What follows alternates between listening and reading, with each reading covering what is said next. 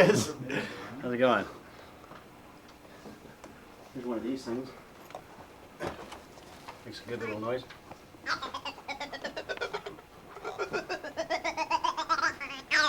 What's that called? I don't know what it's called. I think me and my friends called Yornya. So this is where you work, huh? This is where I work. Beautiful view of San Francisco. Over on the far end, you see Mount Tamalpais. That's Marin County over there. We're runners, and we ran every single hill, every single valley, every single every lake, for miles and miles and miles. There's redwood forest just for miles and miles. Recording every second. Just getting a little background footage here. It's nice to have establishing shots, people walking in How many tapes offices. did you bring? As many as I'm going to need. What's really good, that goes hand in hand with Walton Park, is this book by Mendez. It's a green Where do you want me to sit here?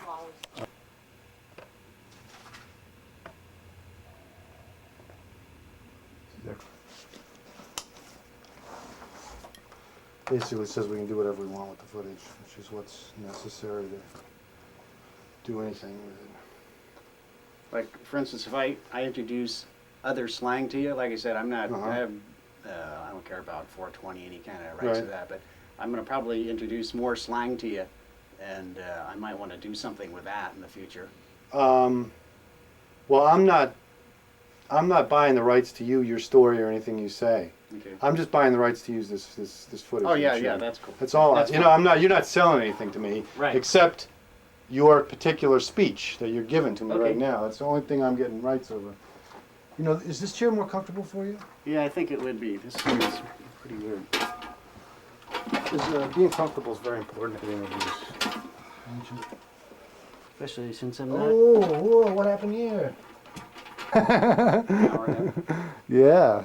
I've had a couple of good laughs thinking of that many times. Have you ever flown tower? No, but I got a friend who he flies it constantly, and he's a real character. Well, I upgraded to business. It's cost $80. You do it at the airport. So you basically upstairs in the big lounge up there, and it's it's pretty comfortable. But it's Tower Air. What does Tower Air mean? What does I it don't mean? know. I've never flown on that airline. I just knew that it was, they book the cheapest possible tickets always. So. I just have visions of the stewardess coming around with buckets for gas money. I gave you, let's see, as far as the basic story, which, God, I couldn't talk it any better than I wrote it. Do you have a printout of that? Yeah. Well, we can go over that. What you can do is look at it, look at a couple of paragraphs, and then talk those two paragraphs. Take a break. You ready to go? Yeah, we just start talking about this stuff. Yeah, well, why don't we start? You just say who you are, basically. My name is Steve. I'm a member of a small group of friends from San Rafael, California. And the basic name we call ourselves is the Waldos. And we've been friends since most of this stuff happened around 71 through about 75, but we're still all good friends. And there's an extended group of these Waldos. The basic group is about 7 guys or so, but it extends to about 10 or 12 guys. And we have lots of evidence that we are the true originators of 420. Is this colloquialism that somehow just kind of started spreading around all over the place. Anyway, we go back to this is San Rafael High School, and early 1970s, but most of us actually as friends go back to the early 1960s. I mean, some of us have been friends since like first grade, so we're talking early 1960s. So we've known each other a long time. Okay, when was 420 first used? And who was the actual person that used it? There is no one actual person. The important thing, and I wrote you an email to explain that, is that everything... Go ahead. Right. Don't talk as if you're talking to me. Mm-hmm. Talk as if you're just talking to the camera. Just talk into the camera And this is all coming down for the first time. Mm-hmm. So it's not like we had any conversation, anything like Okay. that, because the readers, I mean, the listeners won't know anything about who I am or what our email is. So what you're doing is you're basically talking to the world right now. You're not talking to me.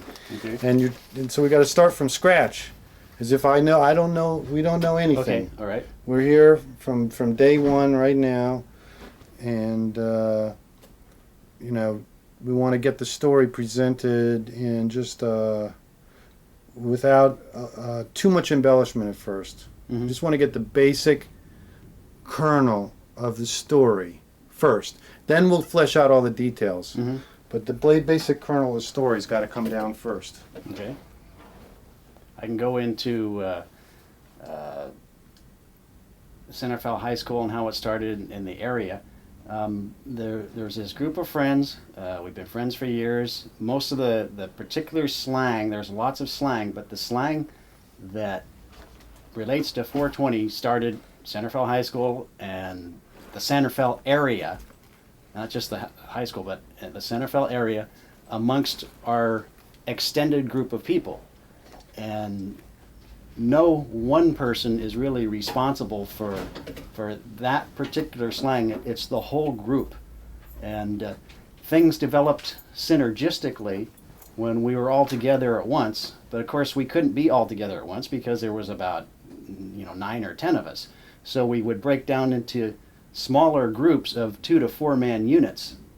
And the larger group had some other people, kind of like another gang called the Beebs. There was Brad Band, there was Dave Dixon, Craig Saunders, and then they were also Waldos. And then the Waldos include Dave Reddix, Larry Schwartz, me, Steve Capper. There's Jeff Noel, Mark Gravich, and Dan Dixon. So this larger group of people is a very creative, unique group of people that came up with it. And most of this stuff, there's not one exact point in time when it happened.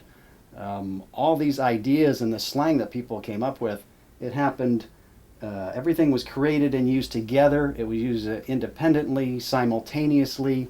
It was coincidentally and interchangeably among all our members.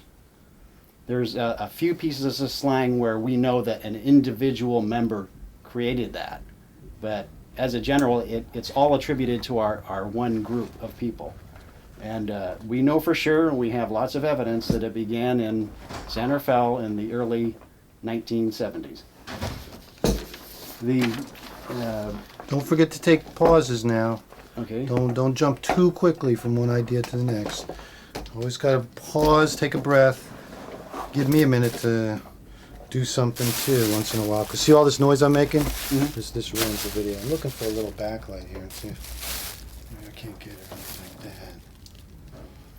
Basically, the Waldos, the common thing between them is that we have our own weird Waldo humor, and it's our own stony way of perceiving the world and joking about it and mocking the world. And as far as 420 itself, we don't have there's no activism involved. There's no agenda. There's nothing to preach. In fact, we didn't even know 420 would ever become anything. It's just something that happened with us way back then, and long before a lot of the rest of the world latched onto it. So, Hang on a second. You can't talk when I'm doing this, because it's going to be. See that? That's all they hear. It's rata. But we're getting a good picture here. I'm fine tuning everything here. I'm trying to. repeat any of that stuff? Well, we're going to try and get you to tell the brief opener of how everything started a couple of times, so you'll Okay.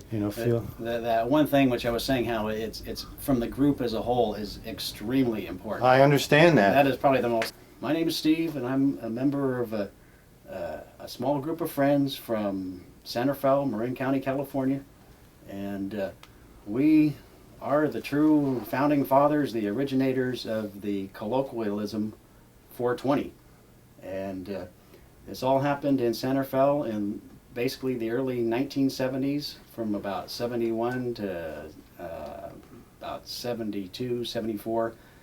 However, we are still real close friends, and our group basically continues. And the colloquialism started off absolutely definitely from this group, and we have all kinds of evidence that it started in our region and Santa Fe long before a lot of the rest of the country and a lot of the rest of the world had latched onto it.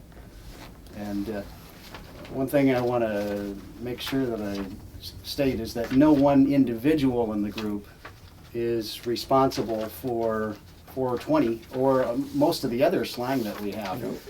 We can't have the pages rustling like Oh, that. sorry. Put all the pages on here, and when you want to look at a page, pick one at a time. Okay. Then we won't have a rustle problem. From the beginning again? Yeah, why not? Just, you know, try and capsulize it so it's 3 sentences. You know, we started 420. The Waldos. Okay. Yeah, we are the true founding fathers, the originators of 420.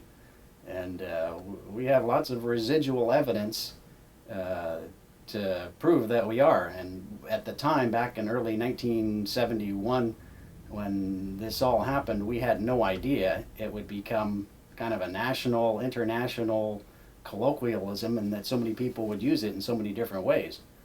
And this was an extended group of people of basically about seven to 10 guys, and we all interacted constantly. The larger group can always be together as a whole, but we split into smaller 2 to 4 man units and went on a lot of things called safaris, where we went on excursions out into the world. And it was a very unique group of people with a similar sense of humor, kind of a weird Waldo stony way of perceiving the world and mocking it. And let's see that. Where did you get the inspiration to form a group, and why did you call it the Waldos? Were you like basing yourself on some other thing that you heard about? No. This was long before there was every kind the actual cartoon. Where's Waldo? It had nothing to do with that. What about the Merry Pranksters, or No, what's the precedent for the Waldos? We don't know. It just kind of formed. It's just because our senses of humor and our weirdness was the same, and we enjoyed each other's humor, and it just happened. There's a wall at Santa Fe High School where we used to hang out. We'd sit on this wall and basically mock all the other groups at the high school. You'd mock the jocks. You'd mock the greasers who were into fast cars. You'd mock the cheerleaders. You'd mock everybody, and nobody got excluded. Everybody got some kind of impression done of them. So we used to hang out on this wall at Santa Fe High and watch the world, and eventually one day we're on the wall, and a friend of ours, he wasn't a Waldo, but a friend of ours, came up to us with a treasure map. And he said that he had a brother that was in the Coast Guard out at Point Reyes Peninsula, which is on the west side of Marin County. And he said his brother-in-law he said at the time, he told me it was his brother, was in the Coast Guard. And he had been growing a patch out there somewhere.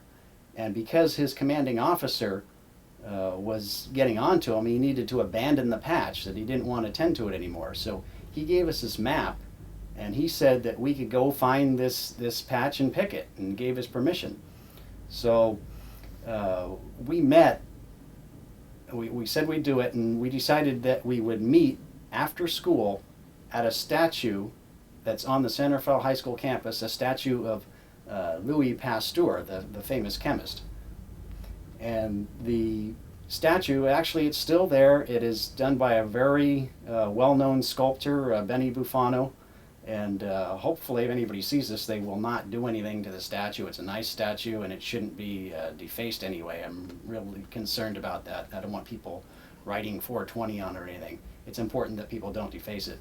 But so we would meet at this statue Why is there a Louis Pasteur statue, and why would you want to meet at the Louis Pasteur statue? Well, it's just because it was a very central point on campus. It's right in the very center of the campus, right in right in front of the auditorium there. It was a central spot for us.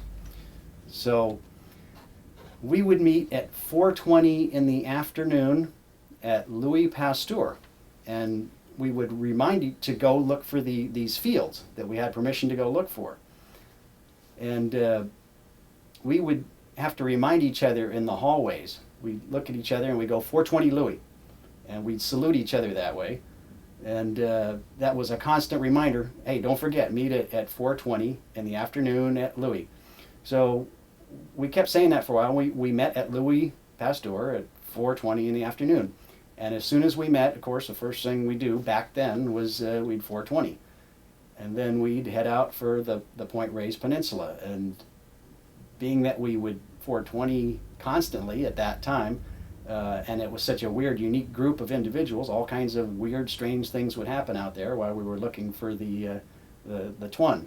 Twun is some more slang that we use for 4:20. When did the twun come into being? We just started calling it that. I don't know when we started calling it twun. Performed for it. But So- then not in 71.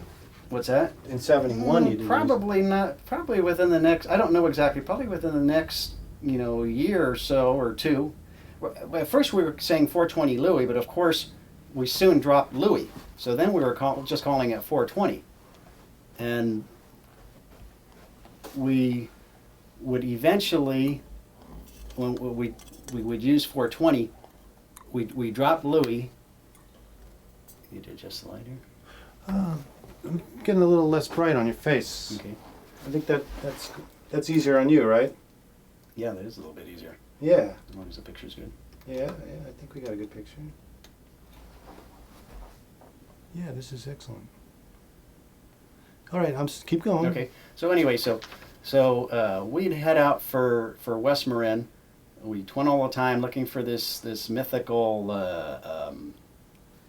patch, and we never ever found the patch, but we had a lot of good times when we were doing it, and we soon found out that we could use 4:20 around our folks, and they wouldn't know what we were talking about, and it became kind of mental telepathy. After a few weeks of searching for the patches, we couldn't find anything, so we still ended up using 4:20 to refer to anything that had to do with 4:20. I mean, I could go to one of my friends and say 4:20, and it was like mental telepathy. He would know if I'm saying, do you have any? Did you do that right now? Can you get anything relating to that? It was mental telepathy and kind of mutually understood amongst us.